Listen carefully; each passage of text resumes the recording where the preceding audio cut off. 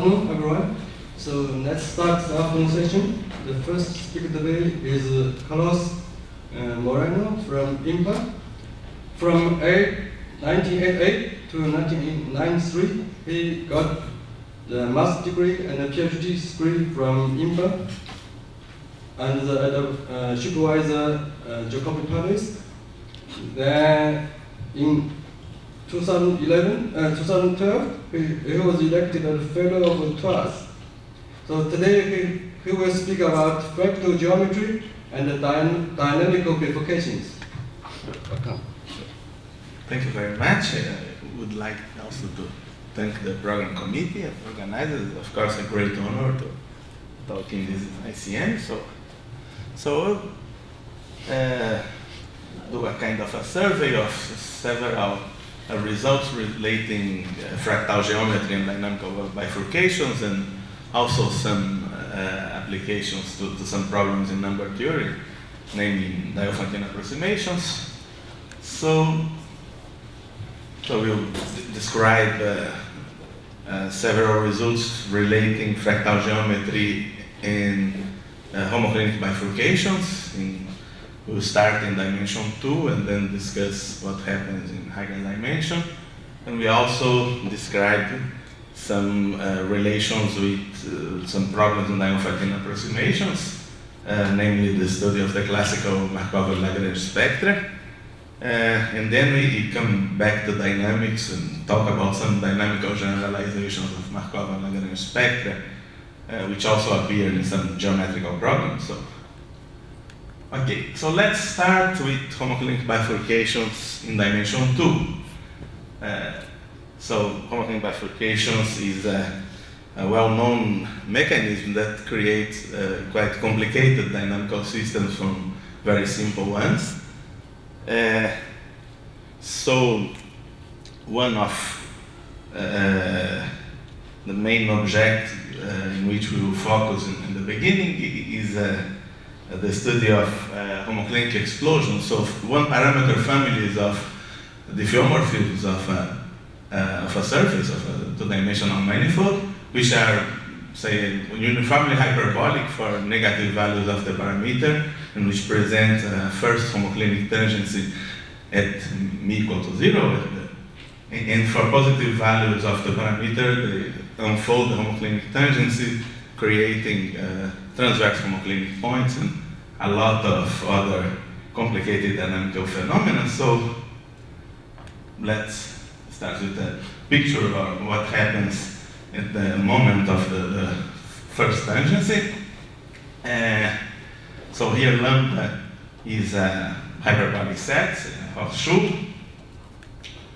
And well, this is a picture where the tangency unfolds and creates new transverse intersection points between stable and unstable manifolds of the previous Hochschuh, and this creates new Hochschuhs and other complicated dynamical phenomena that we will see in some moment. So in order to understand the geometry of Hochschuhs and also to understand what happens after such a bifurcation, it's very important to study regular counter sets. Regular counter sets are hyperbolic sets in dimension 1, so are sets that have some kind of self-similarity properties and which are defined by expanding maps. Well, here is a technical definition of regular counter sets. You have Markov partitions of finite union of intervals, and then expanding differentiable dynamical system defined on these intervals. The image of each interval is the convex hull of some union of other intervals. And there are some combinatorial assumptions, so the corresponding system is mixing.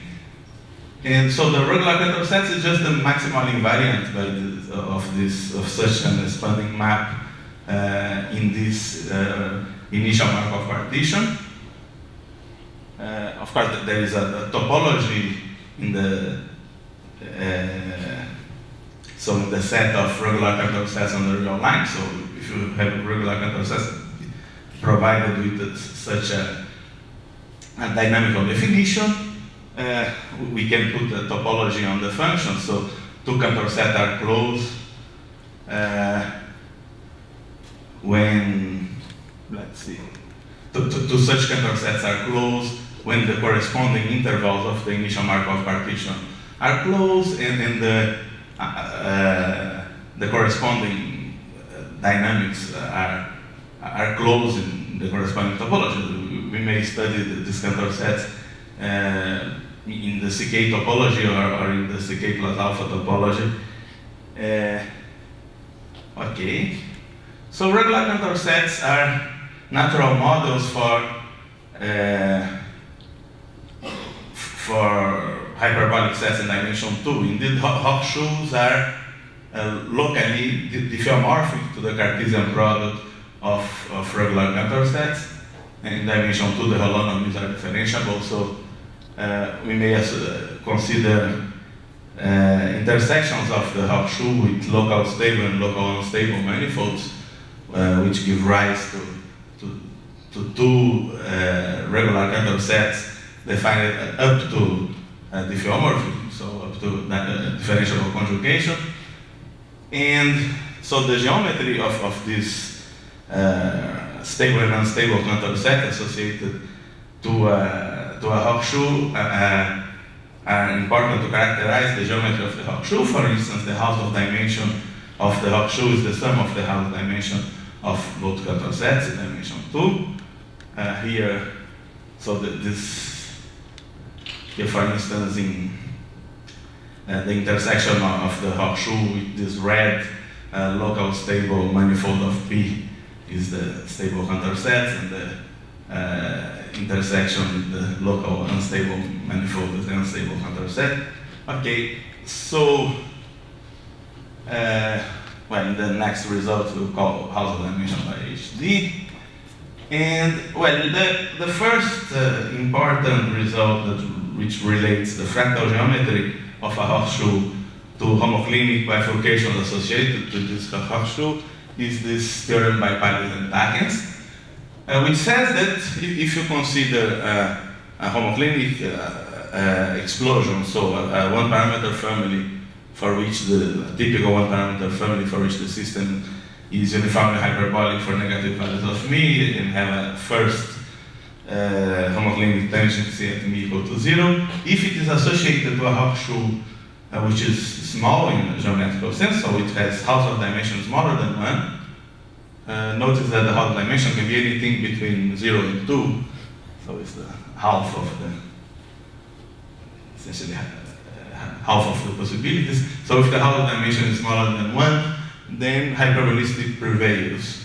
So for most small positive values of the parameter, the system is still hyperbolic, perhaps more complicated with new Hawkshoes, but still hyperbolic. So hyperbolistic has full density at the initial value of the bifurcations. Okay. Well, simple result about geometry of contour sets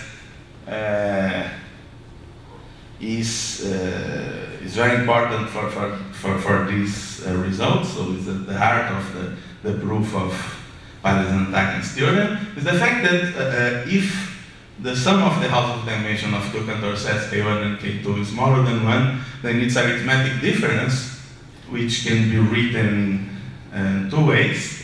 So it's the set of all difference x minus y, or x is in K1, y in K2, but it's also the set of values of t such for which K1 intersects K2 plus t. So if you have one parameter family of contour sets in the real line, one of them is K1, and the other moves and is a rigid translation of K2. So K1 is fixed, and then you have K2 plus t. The set of values of the parameter t for which the two contour sets have non-empty intersection is the arithmetic difference. And this arithmetic difference is a projection of the Cartesian product, so it sends xy to x minus y. So the house of dimension of K1 minus K2 is that most the Hausdorff dimension of K1 times K2, which in this case is the sum of the Hausdorff dimension of K1 and K2. This is not a general fact, but K1 and K2 have bounded geometry, so it's not difficult to show that the Hausdorff dimension coincides with the box dimension or limit capacity. And so it's not difficult to show that the Cartesian product has dimension smaller than 1, and so K1 minus K2 also has Hausdorff dimension smaller than 1. Thus, it has zero Lebesgue measure. So, for most values of t, the two contour sets do not intersect. Indeed, if we go back to this picture in the beginning, what we do when we unfold the tangents is to some sense to move these two foliations, and there is a line of tangency. So if we extend these foliations to open sets, there is a line where the extensions of the foliations have some tangents. So if the true foliations of the Hawkshoe have a new homoclinic tangency, the tangency should be in this line. So the intersection of these foliations on the line gives the two contour sets. So we have a family of pairs of contour sets on the real line which move depending on the parameter. A first approximation is that one of the contour sets is fixed and the other one moves with constant speed. The real life is not exactly like this, but it's a good approximation. And so this result about arithmetic difference is the first step in the proof of Paley's and Tachner's theorem. So on the other hand, this result is no longer true when the sum of the Hausdorff dimension of K1 and K2 is larger than 1, because, for instance, of Masson's theorem, which says that given a set in R2 with Hausdorff dimension larger than 1, again we take the Cartesian product of K1 and K2. If the sum of the dimension is larger than 1, then Masson's theorem says that almost every projection on the real line has positive Lebesgue measure. So this means that for almost every real number lambda, K1 minus lambda, K2 has positive Lebesgue measure. So inspired by these two results, Paley made a conjecture that typically the arithmetic difference of two regular contour sets either has zero Lebesgue measure or else it has non-empty interior.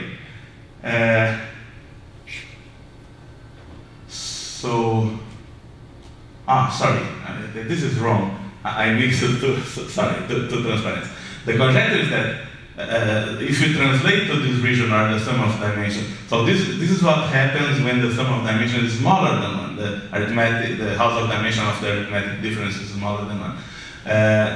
What the Paley's conjecture says, when the sum of the Hausdorff dimension is larger than 1, it should be interior of Ks minus Ku non-empty. So typically, for typical pairs of regular contour sets, the interior of the arithmetic difference should be typically non-empty, and this is motivated by a theorem of Neuhaus, which introduces the notion of thickness. Is another kind of fractal invariant.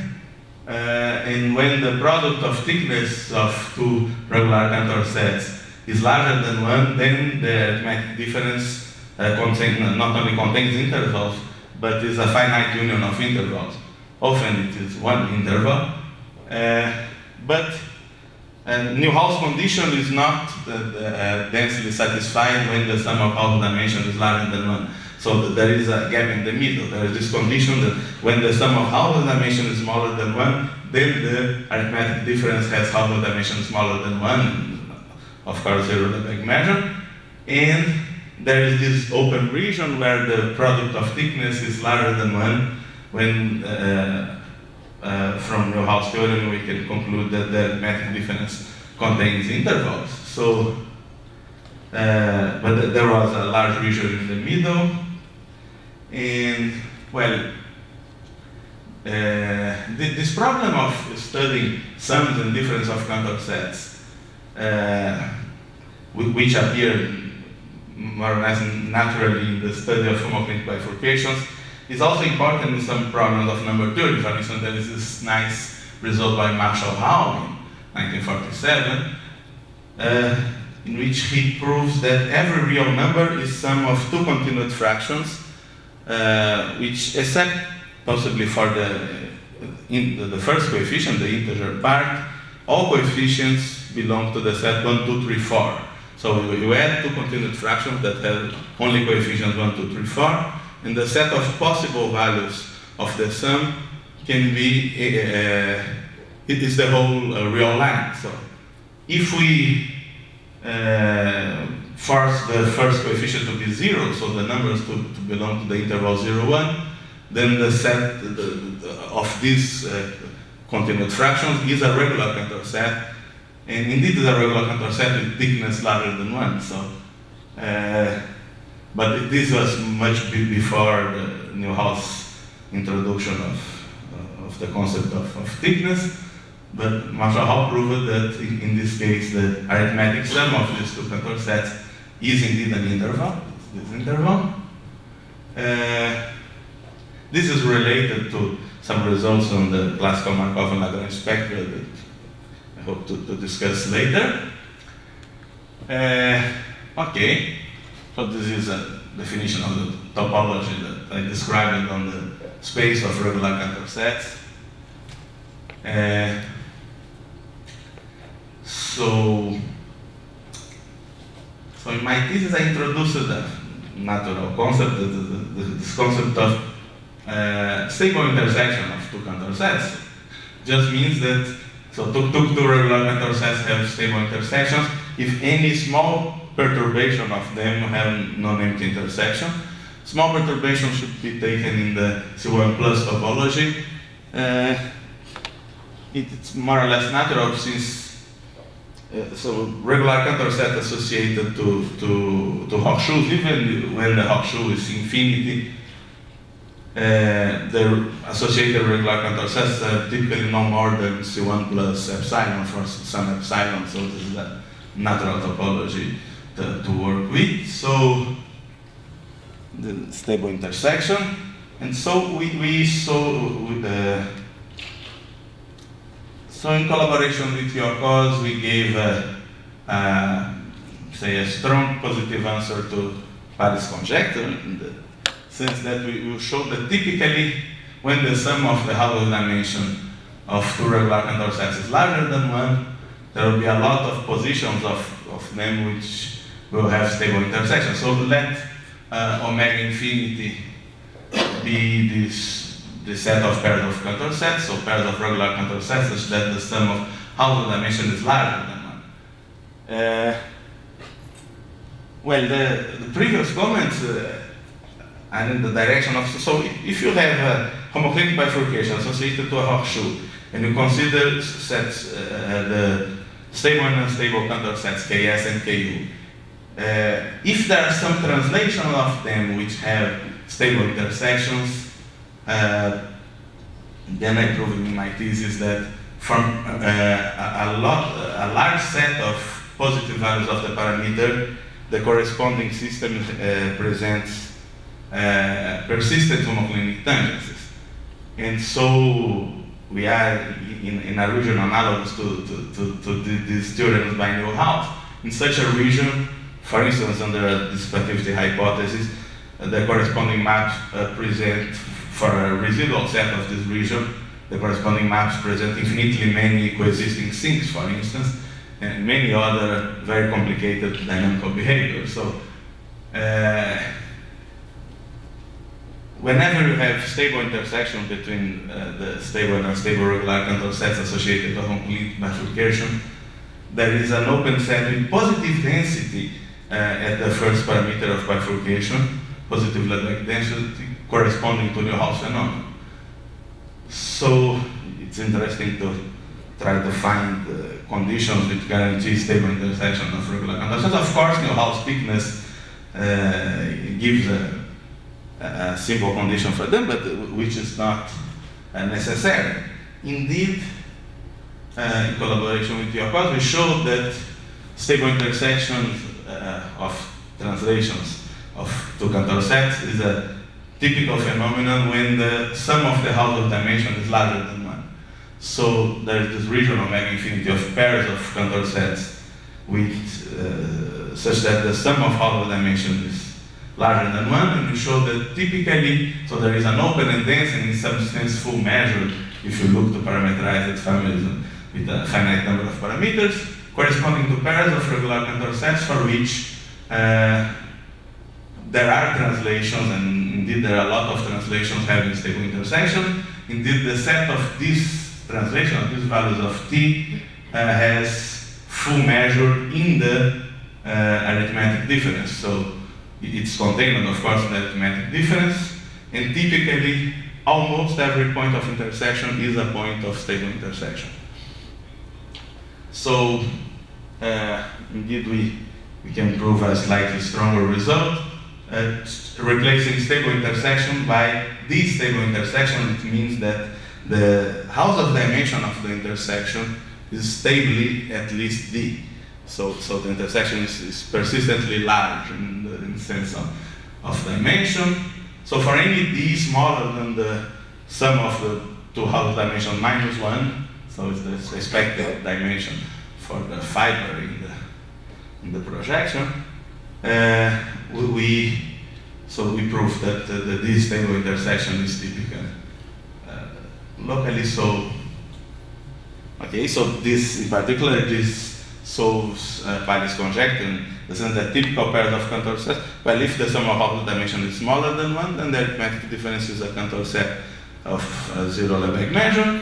If the sum of Hausdorff dimension is larger than 1, then typically the difference will have non-empty interior in the dense interior. Okay, relative full measure. So, okay, let's say some words about the proof, because we will discuss generalization of these results, so situations where some ideas of the proof of this theorem are useful. So,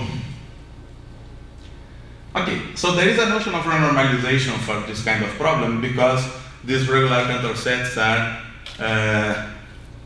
in some sense self-similar, so small parts of them are diffeomorphic with bounded distortion to the whole Cantor set, or to large parts of the whole Cantor set.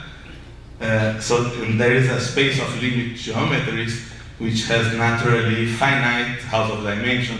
So there are, and if you want to find an intersection, how you prove that two Cantor sets intersect? So you need to prove that for arbitrarily small intervals of the construction of both Cantor sets, so there are small intervals intersecting. If there are small intervals, if there are arbitrarily small intervals intersecting, then they need to have non-empty intersection. So, and if you want to see whether these two small intervals intersect, you may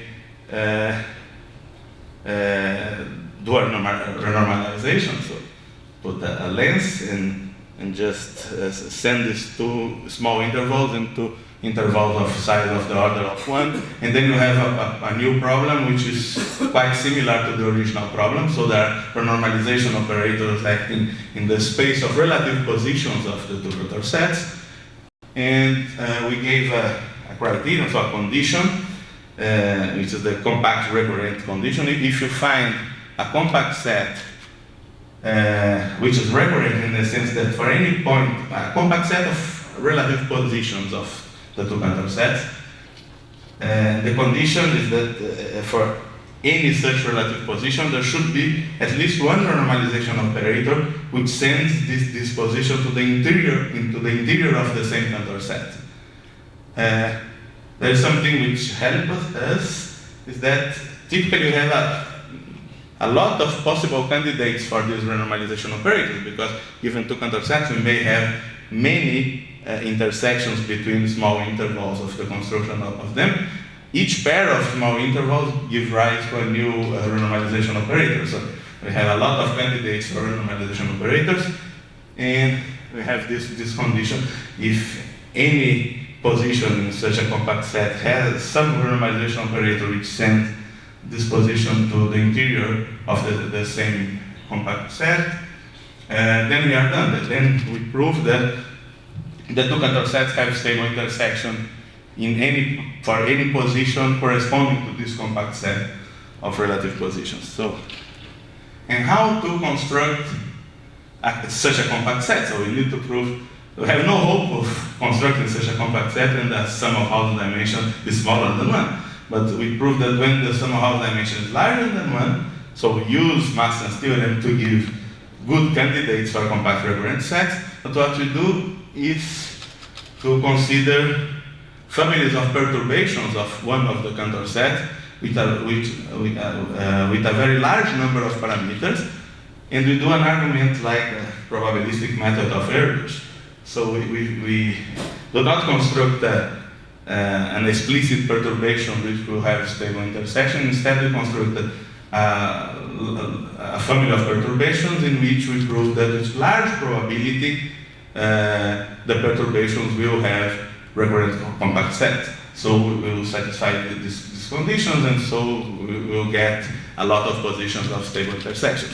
So this idea to create a sufficient condition based on some kind of randomization theory and then applying probabilistic method is used in other dynamical problems, which we will discuss in some moments.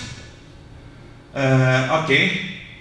Of course, this has some consequences on homoclinic bifurcations, and then also in collaboration with your cause, we proved that for typical homoclinic bifurcation associated to hyperbolic sets, the corresponding stable and unstable Cantor sets typically have translations with stable intersections. This is not a direct consequence of the previous theorem because the topology is different. So even if you perturb C infinity as infinity surface diffeomorphism, the corresponding Cantor sets are typically not more than C1 plus epsilon, so the topology is different. We need to mimic the proof in some sense, so to do additional extra work in order to prove this result, but indeed the final situation is as predicted.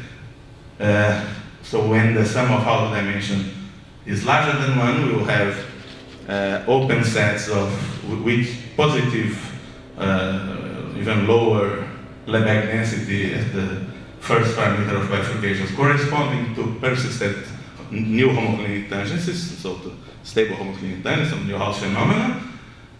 It's possible, so there are open examples where this phenomenon coexists with positive density of hyperbolicity, but if you take the union of parameters corresponding to hyperbolicity and to Neuhaus phenomena, this union has full Lebesgue density at mu equal to 0. Of course, there are open examples already by Neuhaus where for all small positive value of the parameter there are persistent homoclinic tangents, but this can be mixed with hyperbolicity. Okay, so with this we finished the discussion in dimension 2. I should move quicker, but many of these ideas will be useful. So now, sorry, not yet. Still there is a discussion about what happened in C1 topology. But here, the concept of stable intersection was in the C1 plus something topology, so this so-called C1 plus topology defined before. But in the C1 topology, the situation is quite different, because for C1 topology, we lose bounded distortion of the expanding dynamics which define the Cantor set. So the geometry of C1 regular Cantor sets get much worse than in. So for instance, Neuhaus thickness is continuous in C1 plus topology, but is terribly discontinuous in C1 topology. Indeed, the Neuhaus thickness is generically 0 for C1 regular Cantor sets. And indeed, it's possible to prove that there are no stable intersections of C1 regular. So there are no C1 stable intersections of regular Cantor sets. Given any pair of regular Cantor sets, we have small perturbations in the C1 topology which have empty intersections. So we may use this to show that typically arithmetic difference between C1 regular Cantor sets is a Cantor set, so it has an empty interior. This is related to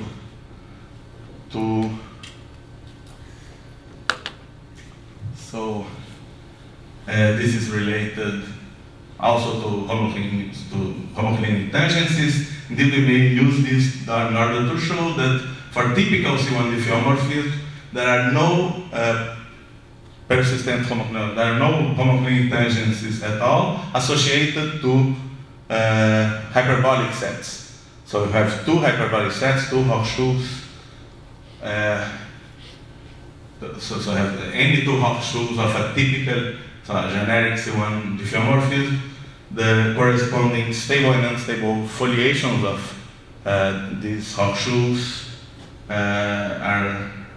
have no points of tangents, are not tangent at any point. And you may have lambda 1 equal to lambda 2, so any two hyperbolic sets may be the same hyperbolic set. So the consequence of previous theorem. This is related to a question by Ismail. So what's remaining from the original hyperbolicity program, it's to decide whether hyperbolicity is dense in dimension 2 and in the C1 topology.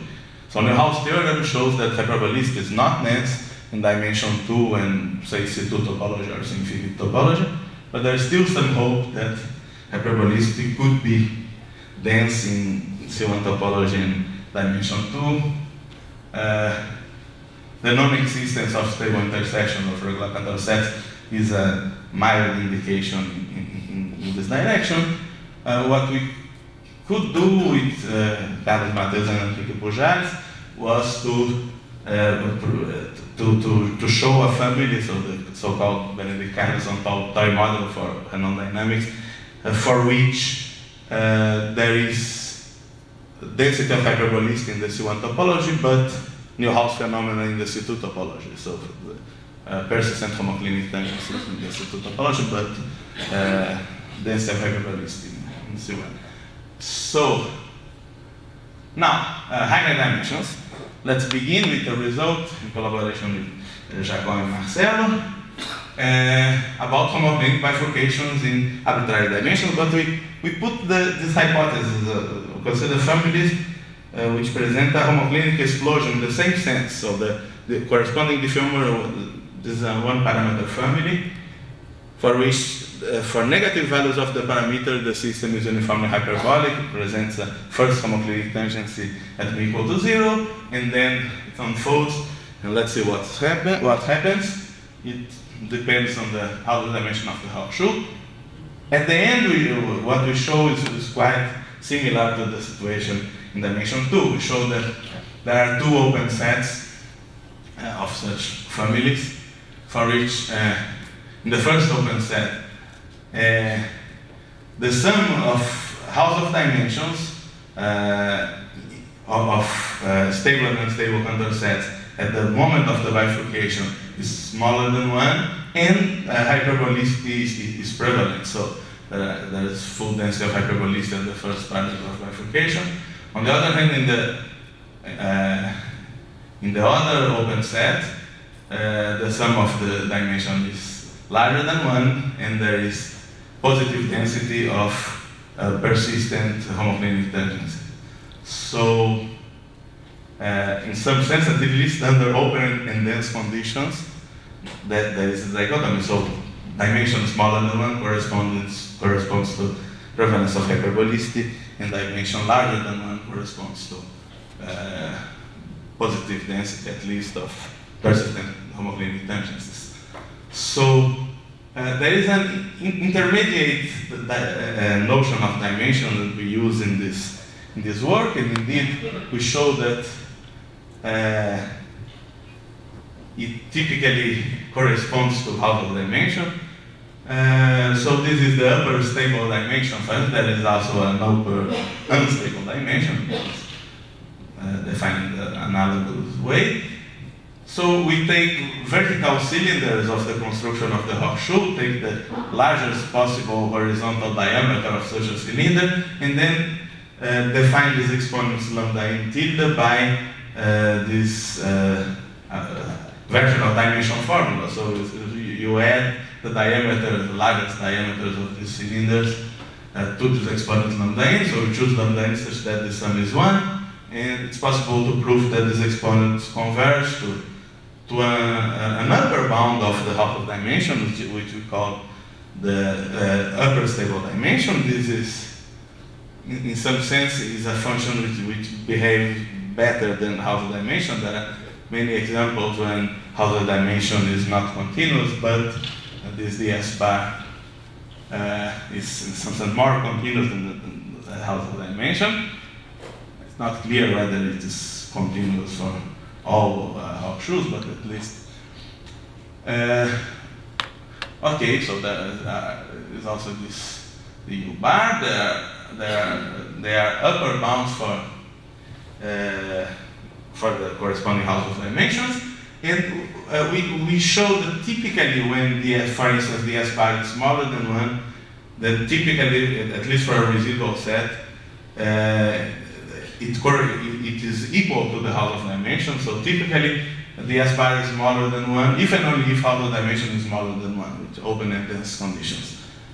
Okay, so indeed, we work most of the time with this dimension. At the end, we recover a statement with half of dimension. Well, in collaboration with Silva, we proved, so there is this important definition of a blender. A blender is a Hawk-Schulze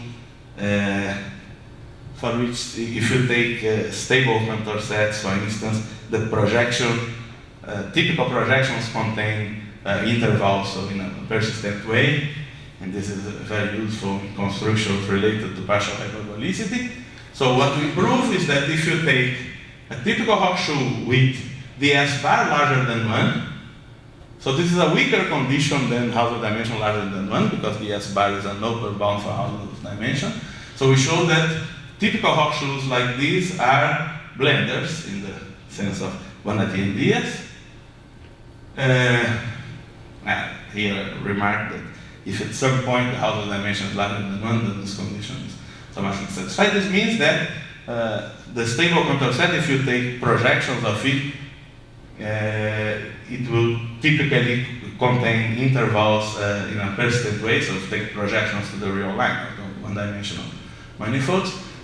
So the proof, here I have not much time to explain, but this is quite inspired in the proof of this theorem in Kyokos. We create a new notion of renormalization and of recurrent compact set for normalization, which implies the existence of blenders. And here there is a version of a work by Simon, Solomiak, and Urbansky, which generalized Maxwell's theorem in a very similar context, which replaced the whole of Maxwell's theorem in the paper with Kyokos. And also, at the end, we use this to construct a candidate for such a recurrent compact set, and then we use probabilistic method, so we construct families of perturbations with a large number of parameters and show that for most perturbations, we indeed construct a recurrent compact set, and so we construct blenders for the corresponding Hawk-Schulze. We may adapt these techniques in order to show that the half of dimensions of Hawk-Schulze in dimension 3 are typically continuous, in the sense that if you take generic families, a residual set of families with a finite number of parameters, say 100 parameters, then for all parameters, restricted to this family, the half of dimension will be continuous. And in this will be continuous pointwise for each value of the parameter, continuous in the whole world of Hawk-Schulze. So the program, so there's an ongoing program still not complete, that we are trying to understand this in arbitrary dimension to construct blenders of arbitrary codimension, in the sense that not only we want to understand projections to the real line, but to say Rk. So if the dimension is larger than k, then we expect the projection to contain open sets, typically in the fiber to have almost the expected dimension.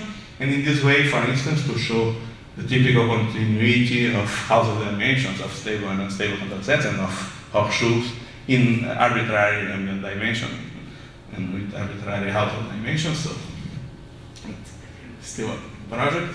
But many of these concepts make sense. For instance, that there is a criterion of recurrent compact set. So I have only 5 minutes, so very quickly I'll change to another subject, which is this discussion about classical Markov-Lagrange spectrum. So there's this nice Dirichlet's theorem, which says that any rational number has a lot of good rational approximations in the sense that the error is smaller than 1 over q squared. We may improve a little bit, replacing 1 over q squared by 1 over square root of 5q squared. But for a given irrational alpha, we may search the best constant k such that alpha minus p over k is smaller than 1 over kq squared, has infinitely many rational solutions. Square root of 5 works for 8 irrational numbers. For the golden mean, square root of 5 is the best possible. But given alpha, it could be better. And the image of this function is called the Lagrange spectrum. The Lagrange spectrum is a quite interesting set. It begins discrete. There is this theorem by Markov says that the first elements form a sequence which converges to 3. But it ends continuous. So Marshall Hall showed that this theorem about sum of contour sets, it implies without difficulty that the Lagrange spectrum contains a whole half-line. Indeed, Feynman determines exactly where this half-line begins. It's this nice algebraic number. So this is related to sum of contour set because of this formula for k of alpha. Is a limit of sums of continued fractions, which in the interesting case of bounded continued fractions belong to regular contour sets. And indeed, this formula gives rise to a dynamical definition of Lagrange spectrum. Is a set of the lim sub of a natural real function in orbits of a shift. So the real function is the sum of the two corresponding continued fractions. The Markov spectrum, which also has an arithmetic interpretation, can be defined as a set of supremum of the same function on the orbits of this shift. I used the techniques of the work with Yacoz in order to prove this result about Markov and Lagrange spectrum, namely that, well, there is this discrete part, this continuous part, and so if we intersect the Lagrange spectrum with a half-line, it can, and then compute house of dimension, it may give any real number between 0 and 1. So the house dimension of intersection of Markov or Lagrange with half-lines coincide and is a continuous function of t, like a Cantor function, which is 0 for t equal to 3, is already 1 for square root of 12, and is like a Cantor stair. Okay. And a main tool is this dimension formula, which follows from the techniques with Yacoz. That is now an alternative proof by Hockman and Smashkin. And we may use this generalized definition of Markov and Lagrange spectrum. So if you have any dynamical system and any real function, we may associate Markov and Lagrange spectra to this pair. So the supremum of the function in the orbit is Markov, and the set of all lim subs of the function in the orbit is Lagrange.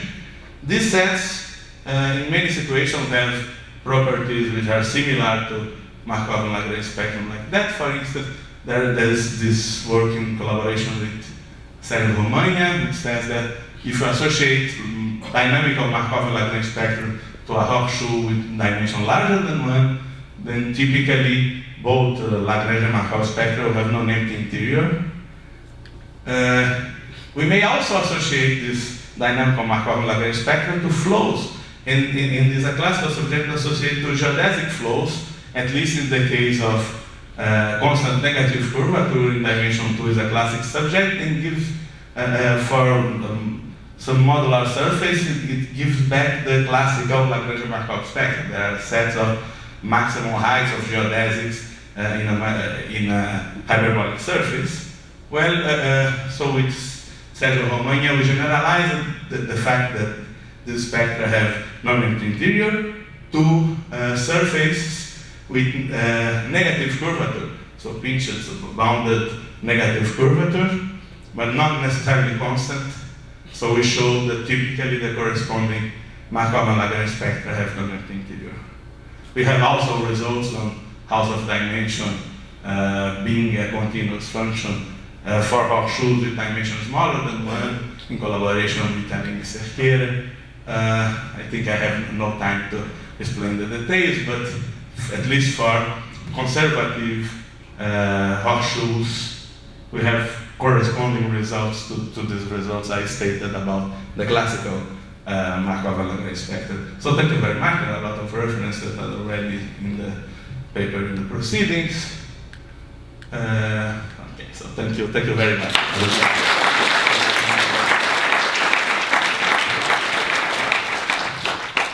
Questions or comments?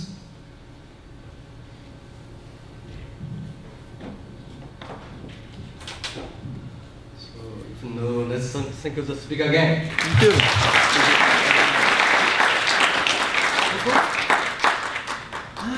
Thank you very